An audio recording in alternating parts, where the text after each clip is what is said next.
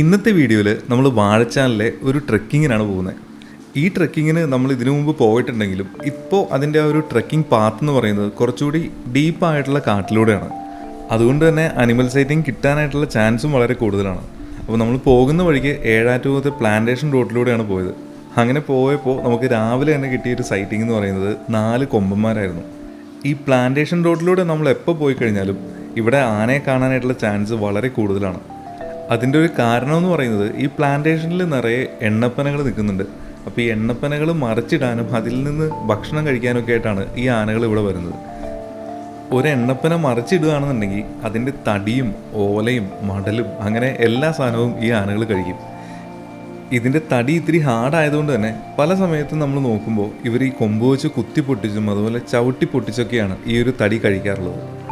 ഇവിടെ ഈ ആനകൾ കൂടുതലും വരുന്നതിൻ്റെ ഒരു കാരണം എന്ന് പറയുന്നത് ഇതുപോലെ ഒരു തടി അല്ലെങ്കിൽ ഒരു പന ഇവർ മറിച്ചിട്ട് കഴിഞ്ഞാൽ ഏകദേശം ഒരു 4 ആനയ്ക്ക് നല്ല ലാബിഷായിട്ട് കഴിക്കാനുള്ള ഫുഡ് അതിൽ നിന്ന് തന്നെ കിട്ടാറുണ്ട്.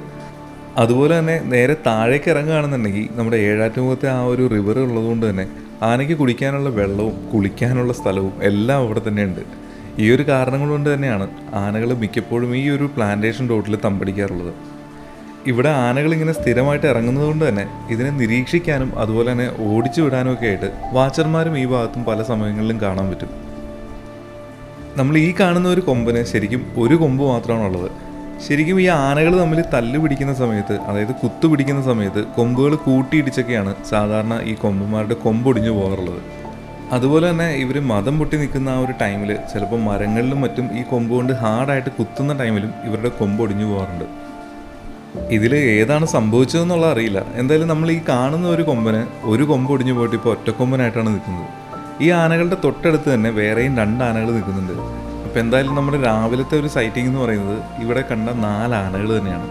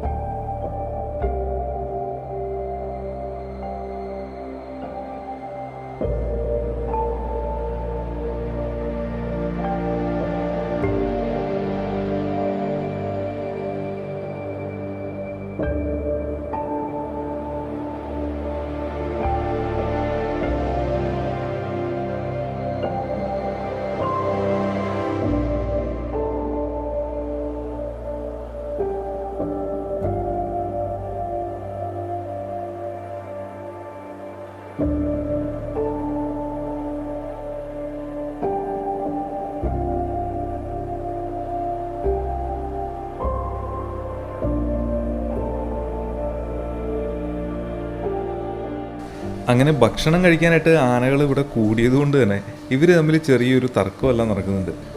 ഇതിൻ്റെ പുറകിൽ നിൽക്കുന്ന 2 ആനകളെ കണ്ടില്ലേ, അവർ തമ്മിലാണ് ചെറിയ രീതിയിലൊരു കുത്തുപിടുത്തമെല്ലാം ഉണ്ടായത്. കാരണം വേറൊന്നുമല്ല, പുറകിൽ നിൽക്കുന്ന ആ ഒരു ചെറിയ ആന ഈ പനയിൽ നിന്ന് ഭക്ഷണം എടുക്കാൻ നോക്കിയത് ഈ കൊമ്പന് ഇഷ്ടപ്പെട്ടില്ല. അതുകൊണ്ട് തന്നെ പുള്ളിയെ കുത്തി ഓടിച്ചൊരു സീനാണ് നമ്മൾ കുറച്ച് മുമ്പ് കണ്ടത്. അങ്ങനെയാണെങ്കിൽ പോലും ആ ചെറിയ ആന പയ്യെ അടുത്തടുത്ത് വന്ന് ഇതിൽ നിന്ന് ഫുഡ് എടുക്കാനായിട്ട് നോക്കുന്നുണ്ട്. പക്ഷേ ആ വലിയ ആന തിരിയുമ്പോഴേക്കും പുള്ളി ഞെട്ടി പുറകോട്ട് പോകുന്നത് നമുക്ക് കാണാം. അങ്ങനെ ഒരു വിധത്തിൽ കഷ്ടപ്പെട്ട് ഈ പനയിൽ നിന്ന് ഒരു ചെറിയ പീസ് പുള്ളി കൈക്കലാക്കി. അപ്പോൾ അതവിടെ നിന്ന് എടുക്കാനായിട്ട് പുള്ളിയുടെ കാലെല്ലാം വെച്ച് ദൂരെ മാറി നിന്നിട്ടാണ് എടുക്കുന്നത്.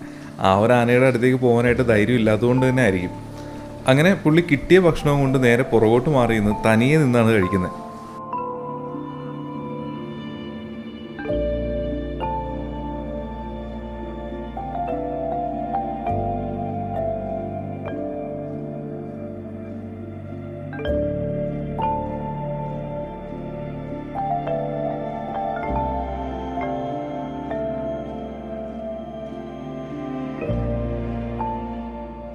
എന്തായാലും ആനക്കാഴ്ചകൾ നമുക്ക് എത്ര കണ്ടാലും മതിയാവില്ല. അങ്ങനെ കുറേ നേരം നിന്ന് ഇവിടുത്തെ ആനക്കാഴ്ചകളെല്ലാം കണ്ടതിന് ശേഷം നമ്മൾ ഇനി നേരെ വാഴച്ചാലിലേക്കാണ് പോകുന്നത്. ഈ കാണുന്നത് നമ്മുടെ അതിരപ്പള്ളി വെള്ളച്ചാട്ടമാണ്. ഈ അതിരപ്പള്ളി വെള്ളച്ചാട്ടം കഴിഞ്ഞ് നമ്മൾ വാൽപ്പാറയ്ക്ക് പോകുന്ന വഴിക്കാണ് നമ്മുടെ വാഴച്ചാൽ ചെക്ക് പോസ്റ്റ് വരുന്നത്. നമ്മൾ ഈ ഒരു വഴിക്ക് നേരെ വാൽപ്പാറ വരെ കംപ്ലീറ്റ് കാട്ടിലൂടെ പോയാലും ഈ അതിരപ്പള്ളിയിൽ നിന്ന് വാഴച്ചാൽ വരെ എത്തുന്ന ആ ഒരു കാടിൻ്റെ ഒരു ഭംഗിയില്ലേ, അത് വേറെ എങ്ങും നമുക്ക് കാണാൻ പറ്റില്ല. അങ്ങനെ വാഴച്ചാൽ ചെക്ക് പോസ്റ്റിൽ നിന്ന് ഏകദേശം ഒരു 7 മണിയോടുകൂടി തന്നെ നമ്മൾ അകത്തേക്ക് കയറി ഈ കാണുന്ന വാച്ചുമരം ഫോറസ്റ്റ് സ്റ്റേഷനിലേക്ക് എത്തി. ഈ ഒരു ഭാഗത്ത് നോക്കിയാൽ തന്നെ നമുക്ക് ഒരുപാട് അനിമൽസിനെ കാണാൻ പറ്റും. ഇവിടെ നമുക്ക് കൂടുതലായിട്ട് കാണാൻ പറ്റുന്നത് ഈ കാണുന്ന വെള്ളക്കുരങ്ങും അതുപോലെ നിൽഗിരി ലങ്കൂറും മലയണ്ണാനും വേഴാമ്പലും ഒക്കെയാണ്. ഇതിനു മുമ്പ് വന്നപ്പോഴേക്കും മലയണ്ണാനും അതുപോലെ തന്നെ നിൽഗിരി ലങ്കൂറിനെ കിട്ടിയെങ്കിലും ഇത്തവണ വന്നപ്പോൾ നമുക്ക് ഈ കാണുന്ന വെള്ളക്കുരങ്ങിനെ മാത്രമാണ് കിട്ടിയത്. അങ്ങനെ കുറച്ച് നേരം അതിൻ്റെ വീഡിയോ എല്ലാം എടുത്തതിന് ശേഷം നമ്മൾ വീണ്ടും നമ്മുടെ ട്രെക്കിംഗ് സ്റ്റാർട്ട് ചെയ്യാൻ പോവുകയാണ്. അപ്പോൾ ഈ കാണുന്നൊരു വണ്ടിയിൽ നമ്മൾ ട്രെക്കിംഗ് സ്റ്റാർട്ട് ചെയ്യുന്ന സ്ഥലത്ത് പോയതിന് ശേഷം അവിടെ നിന്നാണ് നമ്മൾ നടന്നു തുടങ്ങുന്നത്. അങ്ങനെ നമ്മൾ വണ്ടിയിൽ കയറി നേരെ ചെന്ന് പുളിയിലപ്പാറയിൽ നിന്ന് ലെഫ്റ്റ് നമ്മുടെ പെരിങ്ങൽകുത്ത് ഡാമിനകത്തേക്കാണ് നമ്മളിപ്പോൾ പോകുന്നത്. ഈ ഒരു വഴി ചെന്നതിന് ശേഷം ഈ ഡാം ക്രോസ് ചെയ്ത് അതിനപ്പുറത്ത് ചെന്നിട്ടാണ് നമ്മൾ നടന്നു തുടങ്ങുന്നത്. നമ്മൾ ഈ പോകുന്ന വഴിക്ക് തന്നെ ഡാമിൻ്റെ 2 സൈഡിലും ചിലപ്പോൾ അനിമൽസ് എന്തെങ്കിലും നിൽക്കാനായിട്ടുള്ള ചാൻസും ഉണ്ട്. അങ്ങനെ ഡാം എല്ലാം ക്രോസ് ചെയ്ത് ചെന്നതിന് ശേഷം നമ്മൾ നേരെ നടത്തം സ്റ്റാർട്ട് ചെയ്യുകയാണ്. ഈ ഒരു ഭാഗത്ത് നിന്ന് നമ്മൾ കംപ്ലീറ്റ് ആയിട്ട് നടന്നാണ് ഈ ഒരു ട്രെക്കിംഗ് പോകുന്നത്. അങ്ങനെ ട്രെക്കിംഗ് സ്റ്റാർട്ട് ചെയ്ത് കുറച്ചങ്ങ് നടന്നപ്പോൾ തന്നെ നമുക്ക് ഫസ്റ്റ് കിട്ടിയ ഒരു സൈറ്റിംഗ് എന്ന് പറയുന്നത് ഈ കാണുന്ന നിൽഗിരി ലങ്കൂറാണ്. അങ്ങനെ വീഡിയോ എല്ലാം എടുത്തു വന്നപ്പോഴേക്കും ആൾ ചാടി അടുത്ത മരത്തിലേക്ക് പോയി. അപ്പോൾ നമ്മൾ നടക്കുന്ന വഴിയിൽ നിന്ന് ഈ കാണുന്ന റോഡിൽ നിന്ന് ഒരു ഡീവിയേഷൻ എടുത്തിട്ടാണ് നമ്മളിനി ട്രെക്കിംഗ് പാത്തിലേക്ക് പോകുന്നത്. ശരിക്കും ഈ ഒരു റോഡെന്ന് പറയുന്നത് പറമ്പിക്കുളത്തേക്കുള്ളതാണ്. പക്ഷേ പബ്ലിക്കിന് ആക്സസ് ഇല്ലാത്തതുകൊണ്ട് തന്നെ നമുക്ക് ആ ഒരു വഴിക്ക് പറമ്പിക്കുളത്തേക്ക് പോകാനും പറ്റില്ല. ഇപ്പോൾ ഈ കാണുന്ന ഈ ഒരു വഴിയാണ് നമ്മുടെ ഇന്നത്തെ ട്രെക്കിംഗ് പാത്ത് എന്ന് പറയുന്നത്. ഇതിനു മുമ്പ് നമ്മൾ ട്രെക്കിംഗ് വന്ന ടൈമിൽ നമ്മൾ നേരത്തെ കണ്ട അതേ റോഡിലൂടെ തന്നെയായിരുന്നു കംപ്ലീറ്റ് ആയിട്ട് നമ്മൾ ട്രെക്കിംഗ് പോയിക്കൊണ്ടിരുന്നത്. വളരെ ചെറിയൊരു എമൗണ്ട് മാത്രമാണ് നമ്മൾ തിക്കായിട്ടുള്ളൊരു ഫോറസ്റ്റിൻ്റെ ഏരിയയിലേക്ക് കയറിക്കൊണ്ടിരുന്നത്. പക്ഷേ ഈ ഒരു ട്രെക്കിങ്ങിൻ്റെ ഒരു പ്രത്യേകത എന്ന് പറഞ്ഞാൽ നമ്മൾ പോകുന്ന വഴി കാണാൻ തന്നെ ഒരു പ്രത്യേക ഭംഗിയാണ്. അതുപോലെ തന്നെ നമ്മൾ കൂടുതലും പോകുന്നത് നമ്മൾ നേരത്തെ കണ്ട ഡാമിൻ്റെ ആ ഒരു റിസർവോയർ ഏരിയയിലൂടെയാണ്. അതുകൊണ്ട് തന്നെ വൈകുന്നേര സമയങ്ങളിലും രാവിലെ സമയത്തുമെല്ലാം ഒരുപാട് അനിമൽസ് ഇവിടെ വെള്ളം കുടിക്കാനൊക്കെ വരാനായിട്ടുള്ള ചാൻസ് ഉള്ളതുകൊണ്ട് തന്നെ നമുക്ക് അത്യാവശ്യം നല്ല രീതിയിൽ തന്നെ സൈറ്റിങ്സ് കിട്ടാനുള്ള സാധ്യതയുണ്ട്. ഇൻ കേസ് നമുക്ക് സൈറ്റിങ്സ് കിട്ടിയില്ലെങ്കിൽ പോലും ഈ ഒരു വഴി പോകുമ്പോൾ ഉള്ള കാടിൻ്റെ കാഴ്ചകളില്ലേ, അത് കാണാൻ തന്നെ ഒരു പ്രത്യേക രസമാണ്. അതുപോലെ തന്നെ അത്യാവശ്യം ഒരു എബോവ് മോഡറേറ്റ് ആയിട്ടുള്ള ഒരു ട്രെക്കിംഗ് ആയതുകൊണ്ട് തന്നെ അത്യാവശ്യം നല്ല രീതിയിൽ തന്നെ നമ്മൾ സ്ട്രെയിൻ ചെയ്ത് വേണം ഈ ഒരു ട്രെക്കിംഗ് പോകാനായിട്ട്. അതുകൊണ്ട് തന്നെ കാട്ടിലൂടെയുള്ള ട്രെക്കിംഗ് എല്ലാം ഇഷ്ടപ്പെടുന്ന ആളുകൾക്ക് ഈ ഒരു വഴി എന്തായാലും ഇഷ്ടപ്പെടും.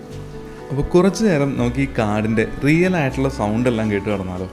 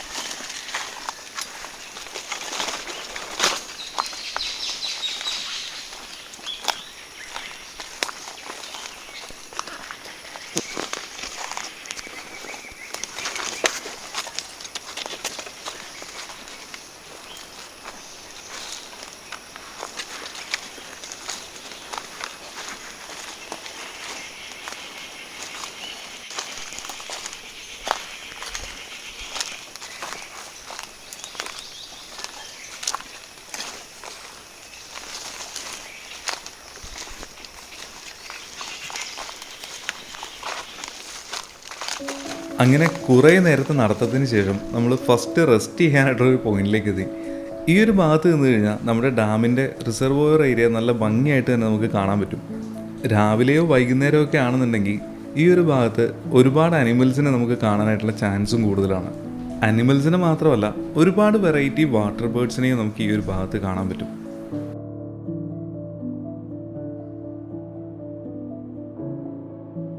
ഇവിടുത്തെ റിസർവോയർ ഏരിയയിൽ നോക്കിക്കഴിഞ്ഞാൽ ഒരുപാട് ട്രൈബൽസ് ഇവിടെ അവിടെ ഇവിടെയൊക്കെ ആയിട്ട് ഫിഷ് ചെയ്യുന്ന ഒരു കാഴ്ചകളൊക്കെ നമുക്ക് കാണാൻ പറ്റും. ഈ അതിരപ്പള്ളി വാഴച്ചാൽ റൂട്ടിൻ്റെ ഒരു പ്രത്യേകത എന്ന് പറയുന്നത് ഒരുപാട് ട്രഡീഷണൽ ആയിട്ടുള്ള ട്രൈബൽസ് ജീവിക്കുന്ന ഒരു സ്ഥലമാണ്. അതുകൊണ്ട് തന്നെ പല സ്ഥലങ്ങളിലും നമുക്ക് ഒരുപാട് ട്രൈബൽസിനെല്ലാം കാണാൻ പറ്റും. ഇവരുടെ ഒരു പ്രധാന ജീവിതമാർഗം എന്ന് പറയുന്നത് ഈ കാണുന്ന പുഴയിൽ നിന്ന് അല്ലെങ്കിൽ റിസർവോയറിൽ നിന്ന് മീൻ പിടിക്കുന്നതും അതുപോലെ ഇവിടുത്തെ കാട്ടിൽ നിന്ന് ശേഖരിക്കുന്ന വനവിഭവങ്ങളുമാണ്.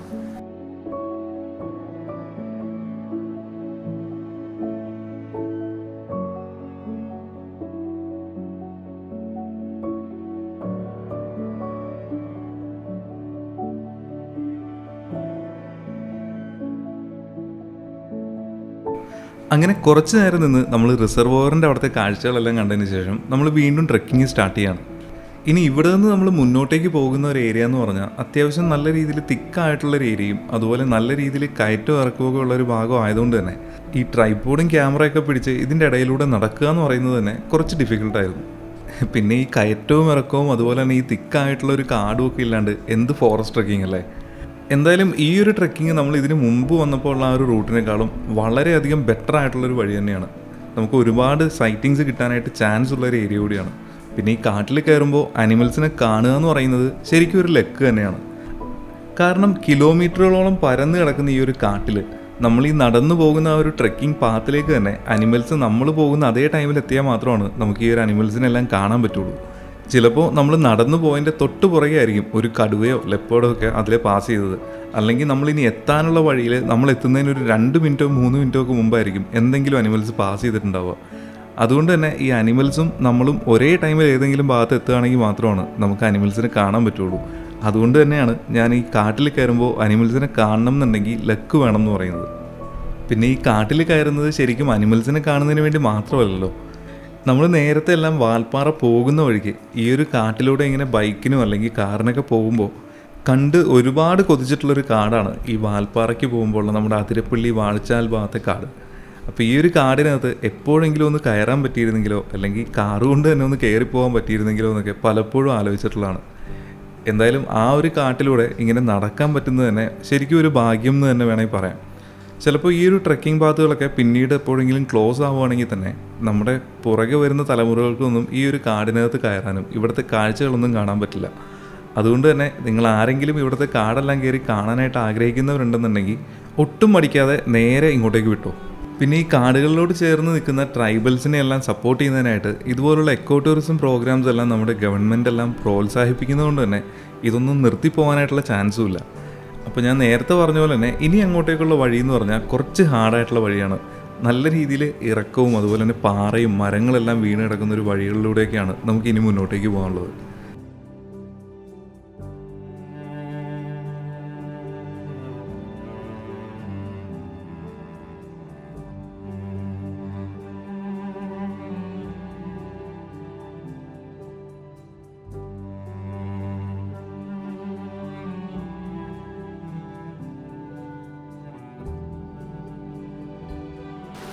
ഈ ഒരു ട്രെക്കിങ്ങിന് വരുന്ന ചാർജ് എത്രയാണെന്ന് അറിയണ്ടേ? ഒരാൾക്ക് 1000 രൂപയാണ് ഈ ഒരു ട്രെക്കിങ്ങിന് വരുന്ന ഫീസ്. ഇതിൽ നമുക്ക് രാവിലത്തെ ചെറിയൊരു ബ്രേക്ക്ഫാസ്റ്റും അതുപോലെ ഉച്ചയ്ക്കത്തെ ലഞ്ചും ഇൻക്ലൂഡഡ് ആണ്. 2 ഗൈഡുമാരും അതുപോലെ തന്നെ ഒരു ബീറ്റ് ഓഫീസറും ആയിരിക്കും ഈ ഒരു ട്രെക്കിങ്ങിൽ നമ്മളോടൊപ്പം വരിക. അപ്പ് ആൻഡ് ഡൗൺ ഏകദേശം ഒരു 12 കിലോമീറ്ററാണ് നമ്മൾ അങ്ങോട്ടും ഇങ്ങോട്ടുമായിട്ട് നടക്കുന്നത്. പോകുന്ന വഴിക്ക് അത്യാവശ്യം കയറ്റവും ഇറക്കവും എല്ലാം ഉള്ളതുകൊണ്ട് തന്നെ അത്ര ഹാർഡുമല്ല എന്നാൽ നോർമലും അല്ലാത്ത തരത്തിലുള്ളൊരു ട്രെക്കിങ്ങാണ്. അതുകൊണ്ട് തന്നെ അത്യാവശ്യം ഏജ്ഡ് ആയിട്ടുള്ള ആളുകളാണെങ്കിലും അത്ര ഫിറ്റ് അല്ലെങ്കിൽ പോലും നമുക്ക് ഈ ഒരു ട്രെക്കിങ് നമുക്ക് ചൂസ് ചെയ്യാൻ പറ്റും. നമ്മളിപ്പോൾ കാണുന്ന ഈ ഒരു ഭാഗത്താണ് ഈ ഒരു ട്രെക്കിങ്ങിലെ ഏറ്റവും ഹാർഡായിട്ടുള്ള ഒരു ഏരിയ എന്ന് പറയുന്നത്. പിന്നെ അത്യാവശ്യം മരങ്ങളെല്ലാം നിൽക്കുന്നതുകൊണ്ട് തന്നെ വെയിലിൻ്റെ ചൂടൊന്നും അത്ര കാര്യമായിട്ട് അറിയില്ല. അതുകൊണ്ട് തന്നെ ട്രെക്കിങ് നമുക്ക് അത്ര ഒരു ഹാർഡായിട്ട് ഫീലും ചെയ്യില്ല.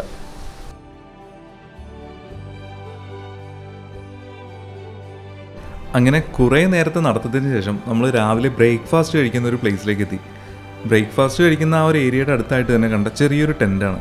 നമ്മൾ ഈ കാണുന്ന ടെൻറ്റും അതിൻ്റെ താഴെയായിട്ട് കുറച്ച് വീടുകളുണ്ട്. അവിടെ കുറച്ച് ട്രൈബൽസ് നിൽക്കുന്നതുകൊണ്ട് തന്നെ അവരുടെ പ്രൈവസി മാനിച്ച് ഞാൻ ആ ഏരിയ ഒന്നും കാണിക്കുന്നില്ല. ഈ കാണുന്ന ഒരു ഏരിയയിൽ ഇരുന്നാണ് നമ്മൾ രാവിലത്തെ ബ്രേക്ക്ഫാസ്റ്റ് കഴിക്കാൻ പോകുന്നത്. ബ്രേക്ക്ഫാസ്റ്റ് എന്ന് പറഞ്ഞാൽ അത്ര ഹാർഡായിട്ടുള്ള ബ്രേക്ക്ഫാസ്റ്റ് ഒന്നുമല്ല. ഇവർ തന്നെ പ്രിപ്പയർ ചെയ്തിട്ട് വരുന്ന ചെറിയൊരു ലഘു ഭക്ഷണമൊക്കെ ആയിരിക്കും.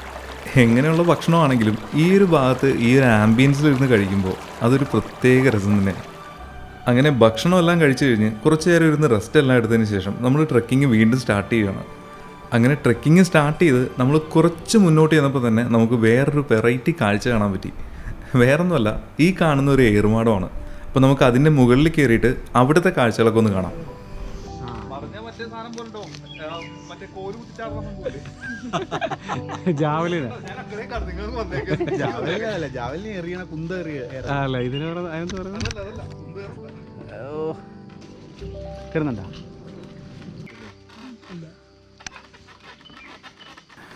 അങ്ങനെ അത്യാവശ്യം സാഹസികമായിട്ടുള്ള രീതിയിൽ നമ്മൾ നേരെ ഇതിൻ്റെ മുകളിലേക്ക് എത്തി. ഇത് കെട്ടിവെച്ചിരുന്ന ആ ഒരു ഏണി എന്ന് പറയുന്നത് ശരിക്കും ആ ഒരു മരത്തിന് മുകളിലാണ് വലിച്ച് കെട്ടിവെക്കുന്നത്. അതിൻ്റെ ഒരു കാരണം എന്ന് പറയുന്നത് താഴെ കൂടെ ആന പോകുന്ന ടൈമിൽ ആന ഈ ഏണി കാണുമ്പോഴേക്കും അത് നശിപ്പിച്ച് കളയാനായിട്ടുള്ള ചാൻസ് ഉണ്ട്.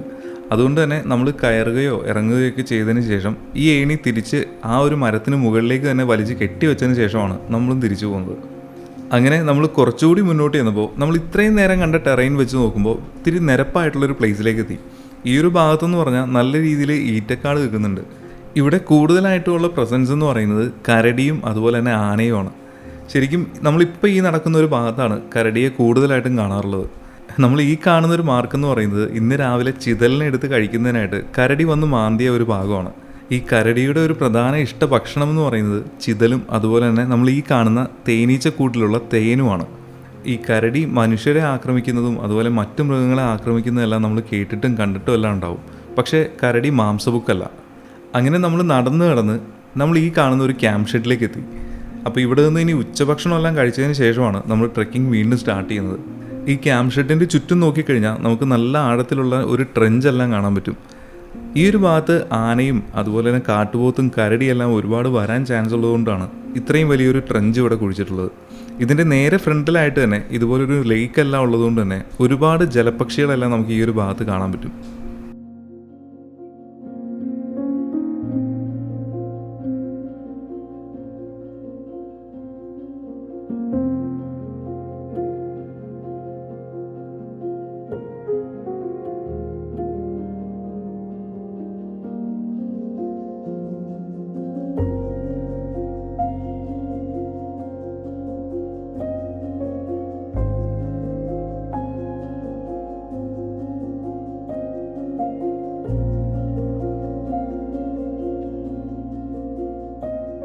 അങ്ങനെ ഇവിടുത്തെ ബേർഡ്സിൻ്റെ കാഴ്ചകളെല്ലാം കണ്ടിരുന്നപ്പോഴാണ് നല്ല ഇടി വെട്ടി ഒരു മഴ പെയ്തത്. ഈ കാടിനകത്ത് മഴ പെയ്യുന്നത് കാണുക എന്ന് പറഞ്ഞാൽ ഒരു പ്രത്യേക ഭംഗിയാണ്. അത് നമുക്ക് എപ്പോഴും സാധിക്കുന്നൊരു കാര്യമല്ലല്ലോ. അപ്പോൾ ഇന്ന് നമുക്ക് എന്തായാലും കാടിനകത്ത് വെച്ച് തന്നെ നല്ല അടിപൊളി ഒരു മഴ കിട്ടി. അപ്പോൾ നല്ല സ്ലോ മോഷനിൽ നമുക്ക് കാട്ടിലെ മഴയൊന്ന് ആസ്വദിച്ചാലോ.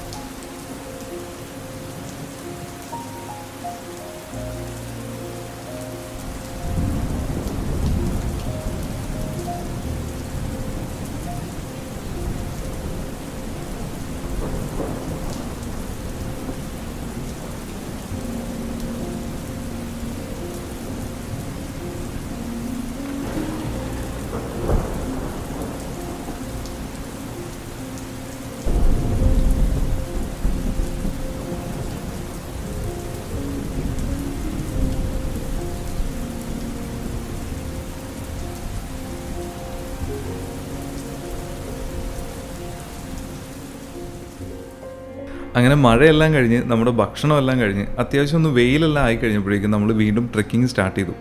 ഇനി ഈ ഒരു ഭാഗത്ത് നിന്ന് അത്യാവശ്യം നല്ല കയറ്റമായിട്ടുള്ള ഏരിയയാണ്. ഈ മഴ പെയ്യുന്നത് ചില ഭാഗങ്ങളിൽ മാത്രം ആയതുകൊണ്ടായിരിക്കണം ഈ ഒരു ഭാഗത്തേക്കൊന്നും അത്ര കാര്യമായിട്ട് നനവൊന്നുമില്ല. ഈ വാഴച്ചാലിലെ കാടിൻ്റെ ഒരു പ്രത്യേകത എന്ന് പറഞ്ഞാൽ ഒരുപാട് ഉരകവർഗ്ഗങ്ങളെ കാണാനായിട്ട് ചാൻസ് ഉള്ള ഒരു ഏരിയയാണ്.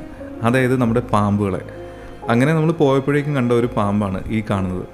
പിറ്റ് വൈപ്പറും അതുപോലെ തന്നെ രാജവെമ്പാലയുടെയും നല്ല പ്രസൻസ് ഉള്ള ഒരു ഏരിയയാണ് നമ്മുടെ ഈ ഒരു വാഴച്ചാൽ കാടെന്ന് പറയുന്നത്. പക്ഷേ ഈ കണ്ട ഒരു പാമ്പിൻ്റെ പേരെന്താണെന്നുള്ളത് കൃത്യമായിട്ടൊരു ഐഡിയ ഇല്ല.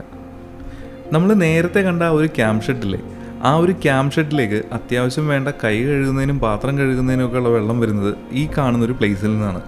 പിന്നെ കറണ്ടും മോട്ടറൊന്നും ഇല്ലാത്തൊരു പ്ലേസ് ആയതുകൊണ്ട് തന്നെ ഇതുപോലുള്ള മാർഗ്ഗങ്ങൾ മാത്രമാണ് നമുക്ക് വെള്ളത്തിന് വേണ്ടി ഉപയോഗിക്കാനും പറ്റൂ.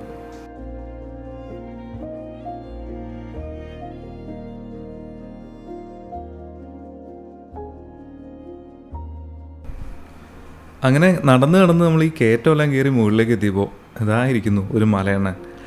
ഞാൻ ആദ്യം പറഞ്ഞ പോലെ തന്നെ വാഴച്ചാൽ കാട്ടിൽ ഏറ്റവും കൂടുതൽ നമുക്ക് കാണാൻ പറ്റുന്നൊരു ഐറ്റമാണ് ഈ കാണുന്ന മലയണ്ണൻ. ഇവരുടെ ഒരു ആവാസ വ്യവസ്ഥ എന്ന് പറയുന്നത് ഏകദേശം ഒരു നിത്യഹരിത വനം പോലെയുള്ള ഏരിയയാണ്. അതുകൊണ്ട് തന്നെയാണ് നമ്മൾ ഈ ഒരു ഭാഗത്ത് ഇവരെ കൂടുതലായിട്ടും കാണുന്നത്. ഈ വാഴച്ചാൽ അല്ലെങ്കിൽ അതിരപ്പള്ളി ഫോറസ്റ്റിലെ കൂടുതലും വനമേഖല വരുന്നത് എവർഗ്രീൻ ഫോറസ്റ്റാണ്.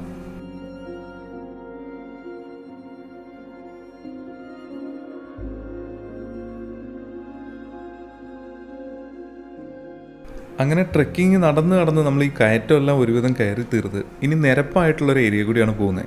ശരിക്കും ഈ ഒരു ഭാഗത്ത് പോകുമ്പോൾ നമ്മൾ വളരെ ശ്രദ്ധിച്ച് തന്നെ പോകണം. കാരണം സൈഡിലെല്ലാം നല്ല രീതിയിൽ കുറ്റിക്കാട് നിൽക്കുന്നതുകൊണ്ട് തന്നെ എന്തെങ്കിലും അനിമൽസ് അവിടെ നിൽക്കുന്നുണ്ടെങ്കിൽ നമുക്ക് പെട്ടെന്ന് കാണാനായിട്ട് പറ്റില്ല. നമ്മൾ ഈ ട്രെക്കിങ് വരുന്നതിൻ്റെ തൊട്ട് മുമ്പത്തെ ദിവസം ഈ ഒരു ഭാഗത്ത് നിന്ന് ട്രെക്കിങ് വന്ന ടീമിന് ഒരു ലെപ്പേർഡിനെ കിട്ടിയിട്ടുണ്ടായിരുന്നു. പക്ഷെ ട്രെക്കിങ് വന്ന ആളുകൾ അതിനെ കണ്ട് പേടിച്ച് ശബ്ദം വെച്ചതുകൊണ്ട് തന്നെ അത് പെട്ടെന്ന് തന്നെ കാടിനകത്തേക്ക് കയറിപ്പോയി. പിന്നെ ഈ ഒരു ഭാഗത്ത് കൂടുതലായിട്ട് കാണുന്ന വേറൊരു ഐറ്റമാണ് നമ്മളിപ്പോൾ ഈ കാണുന്ന കരിങ്കുരങ്ങ് അല്ലെങ്കിൽ നിൽഗിരി ലങ്കൂർ എന്ന് പറയുന്നത്. നമ്മൾ ഈ ട്രെക്കിങ് പോകുന്ന വഴിക്ക് തന്നെ പല സ്ഥലങ്ങളിലും ഇതുപോലുള്ള ചെറിയ കുളങ്ങളെല്ലാം ഫോറസ്റ്റ് ഡിപ്പാർട്ട്മെൻറ്റ് കുഴിച്ചിട്ടിരിക്കുന്നത് നമുക്ക് കാണാൻ പറ്റും. ഇതിൻ്റെ ഒരു പ്രധാന കാരണം എന്ന് പറയുന്നത് വേനൽക്കാലത്തും മൃഗങ്ങളൊന്നും പുറത്തേക്ക് ഇറങ്ങാതിരിക്കുന്നതിന് വേണ്ടിയാണ്. നല്ല വേനലായിട്ടുള്ള ടൈമിൽ ഇതുപോലെ കാടിനകത്ത് വെള്ളമില്ലാണ്ട് വരുമ്പോഴാണ് എല്ലാ മൃഗങ്ങളും തന്നെ നാട്ടിലേക്ക് ഇറങ്ങുന്നത്. അതിനൊരു പരിഹാരമായിട്ടാണ് ഇതുപോലെ ഫോറസ്റ്റ് ഡിപ്പാർട്ട്മെൻറ്റ് പല സ്ഥലങ്ങളിലും കുളമെല്ലാം കുഴിച്ചു വയ്ക്കുന്നത്. ഈ വാഴച്ചാൽ ഫോറസ്റ്റിൻ്റെ ഒരു പ്രത്യേകത എന്ന് പറയുന്നത് നല്ല രീതിയിൽ ബേർഡ്സിൻ്റെ പ്രസൻസ് ഉള്ളൊരു ഏരിയയാണ്. അതുകൊണ്ട് തന്നെ ബേർഡിങ് എല്ലാം ഇഷ്ടപ്പെടുന്ന ആളുകളാണെന്നുണ്ടെങ്കിൽ ഈ ഒരു ട്രെക്കിംഗ് ഞാൻ എന്തായാലും സജസ്റ്റ് ചെയ്യുന്നുണ്ട്. കാരണം ഒരുപാട് വെറൈറ്റി ബേർഡ്സിനെ നമുക്ക് ഈ ഒരു ട്രെക്കിങ്ങിൽ കാണാൻ പറ്റും. പിന്നെ എൻ്റെ ഒരു ഏരിയ ഓഫ് ഇൻട്രസ്റ്റ് അതല്ലാത്തതുകൊണ്ടാണ് ഒരുപാട് ബേർഡ്സിനെ ഒന്നും ഞാൻ വീഡിയോയിൽ കാണിക്കാത്തത്. ഈ ട്രെക്കിങ്ങിൽ നമുക്ക് ഏറ്റവും കൂടുതൽ അനിമൽ സൈറ്റിംഗ് കിട്ടാൻ ചാൻസ് ഉള്ളൊരു ഏരിയയാണ് നമ്മൾ ഈ കാണുന്ന ചെറിയൊരു വയൽ പോലത്തെ ഏരിയ. പിന്നെ ഞാൻ നേരത്തെ പറഞ്ഞ പോലെ തന്നെ കാട്ടിൽ കയറുമ്പോൾ അനിമൽസിനെ കാണുന്നത് ലക്കായതുകൊണ്ട് തന്നെ ഇത്രയും പുല്ലും വെള്ളം ഉണ്ടെങ്കിലും ചിലപ്പോൾ കണ്ടെന്ന് വരില്ല. അപ്പോൾ ഇന്ന് നമ്മുടെ ട്രെക്കിങ്ങിന് നമ്മുടെ ഒപ്പം വന്നേക്കുന്ന ആൾക്കാരെയൊക്കെ ഒന്ന് പരിചയപ്പെടാം. പറഞ്ഞു ബ്രോ, പേര് പറഞ്ഞു. എൻ്റെ പേര് അൽബിൻ. സ്ഥലം പറയും. സ്ഥലം പട്ടിക്കാട്, തൃശ്ശൂർ പട്ടിക്കാട്. ഓക്കെ. ഞാൻ തൃശ്ശൂരിന്, പേര് പ്രതാപ്. അപ്പോൾ ആളെ പരിചയം ഉണ്ടല്ലോ അല്ലേ, ഒട്ടും വേർത്തിട്ടില്ല.